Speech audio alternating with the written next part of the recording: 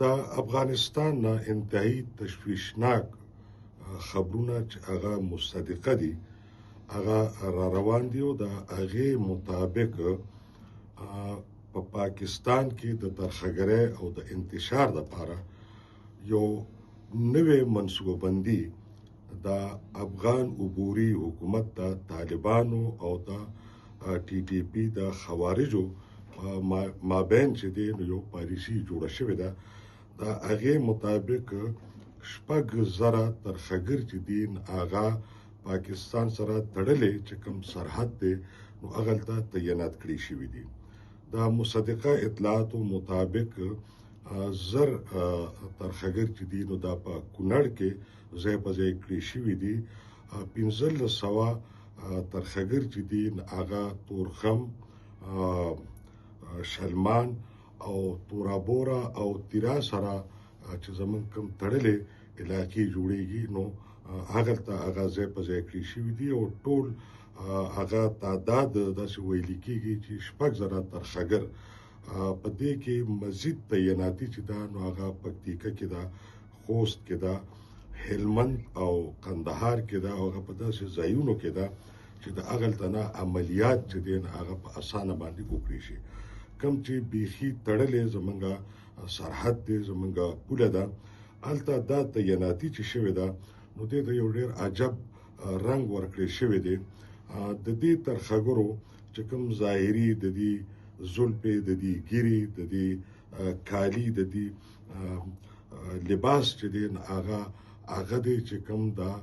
افغان طالبانو لشکرو سره مماثلت لري خو اضافه پکې دا شوې ده چې دې ته د طالبانو بیرغ چې دی هغه په لاسونو کې ورکړی شوی دی چې د هغې نه دا یو تاثر ورکړی کېږي چې افغانستان د خپل خاورې د حفاظت لپاره د پاکستان پولیس سره خپل باقاعده پوځي عسکري لښکر چونکه افغانستان کې د هغه منظم پوج او د هغه قسمه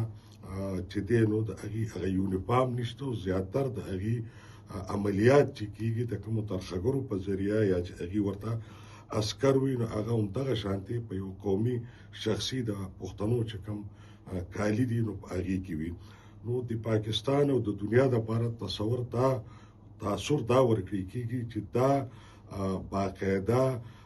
پوج دی چې دغلته د حفاظت لپاره تعینات کیږي خو په دې کې یو ډېر خطرناک خبره ده چې یو بل معلومات ترلاسه شوی دی چې تقریبا 6,000 بین المللي ترخګر چې د هغې مختلف ملکونو سره تعلق دی چې پای کې ځنې عرب هیوادونه دي ځنې افریقایي سودان او سومالیا او دغه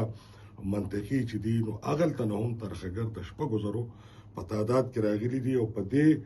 بلحال په دې 1500 ترخګرو کې چې دي هغه دغه د بین المللي یا د کم چې دی نو د میډل ایست چې راغلي دي د عرب هیوادونو هم شامل دي خو د دې نه زیاته خطرناکه خبره دا ده چې په دې کې باقاعده د هندوستان د باقاعده پوج اهلکار چې دي هغه هم